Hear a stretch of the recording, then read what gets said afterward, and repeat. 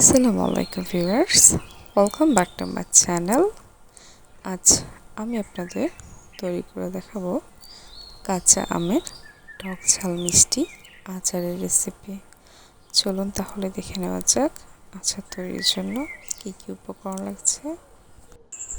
আচার তৈরির জন্য আমি এখানে নিয়েছি 2টি তেজপাতা, 2 থেকে 3 টুকরো দারচিনি, একটি রসুন কুচি করে নিয়েছি, আর নিয়েছি 2 থেকে 3টি সাদা এলাচ। এখানে আমি নিয়েছি কিছু সরিষা, গোটা ধনিয়া, গোটা জিরা, 2টি শুকনা মরিচ, আর নিয়েছি 5 ফোড়ন।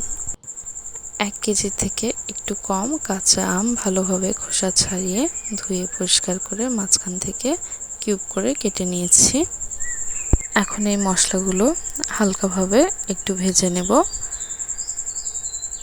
একটি প্যানে হালকা গরম হয়ে যাওয়ার পর মশলাগুলো আমি দিয়ে দিলাম, আর এগুলোকে কন্টিনিউ নেড়ে হালকাভাবে একটু ভেজে নিয়েছি। ভেজে নেওয়া হলে এগুলোকে গুঁড়ো করে নিয়েছি। আমি খুব মিহি করে নিয়ে একটু দানা দানা করে গুঁড়া করে নিয়েছি।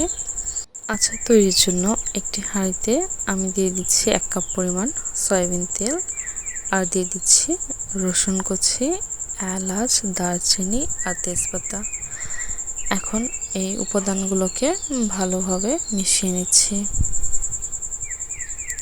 রসুনের কালারটা যখন একটু হালকা ব্রাউন হয়ে আসবে, এই পর্যায়ে যে আমগুলো টুকরো করে রেখেছি সেই আমগুলো এখন আমি এর ভিতরে দিয়ে দিচ্ছি। আম দেওয়া হয়ে গেলে এগুলোকে ভালোভাবে মিশিয়ে নিচ্ছি। মেশানো হয়ে গেলে আমি এই পর্যায়ে একে একে দিয়ে দিচ্ছি স্বাদ মতো লবণ।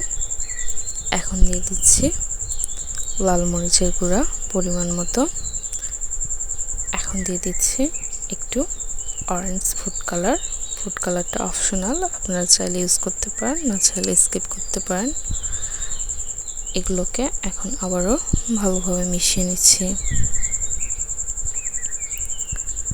মেশানো হয়ে গেলে আমগুলো যে পর্যায়ে হালকা একটু নরম হওয়া শুরু করবে, সেই পর্যায়ে আমি দিয়ে দিচ্ছি 2 কাপ পরিমাণ সুগার।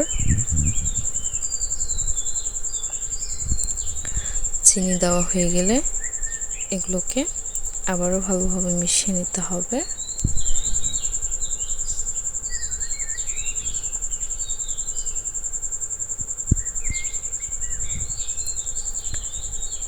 চুলার টেম্পারেচার শুরু থেকে এ পর্যন্ত এখন মিডিয়াম আছে। চুলার টেম্পারেচারটা লো আর মিডিয়ামের মাঝামাঝি দিয়ে দিচ্ছি। এখন যে মশলাটা আমি গুঁড়া করে রেখেছি সেই মশলাটা এখানে আমি অ্যাড করে দিচ্ছি, দিয়ে আবারও ভালোভাবে মিশিয়ে নিচ্ছি। মেশানো হয়ে গেলে একটি ঢাকনা দিয়ে ঢেকে 5 থেকে 10 মিনিটের জন্য এগুলোকে আমি কুক করে নিয়েছি। দেন এগুলোকে আমি এখন কন্টিনিউ নাড়তে থাকব। উপরে তেল ভেসে না ওঠা পর্যন্ত এগুলোকে আমি কন্টিনিউ নাড়তে থাকব। নাড়াটা অফ করা যাবে না, তাহলে নিচে লেগে যেতে পারে। এগুলোকে কন্টিনিউ উল্টিয়ে পাল্টিয়ে ওপরে তেল ভেসে ওঠা পর্যন্ত এগুলোকে কুক করে নিতে হবে।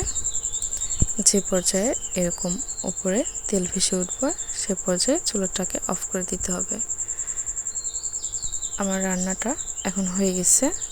আমার আচারটি এখন পরিবেশনের জন্য রেডি। আমার রেসিপিটি আপনাদের ভালো লাগলে যারা এখনও চ্যানেলটি সাবস্ক্রাইব করেনি, এই চ্যানেলটি সাবস্ক্রাইব করুন এবং এই চ্যানেলের সাথেই থাকুন।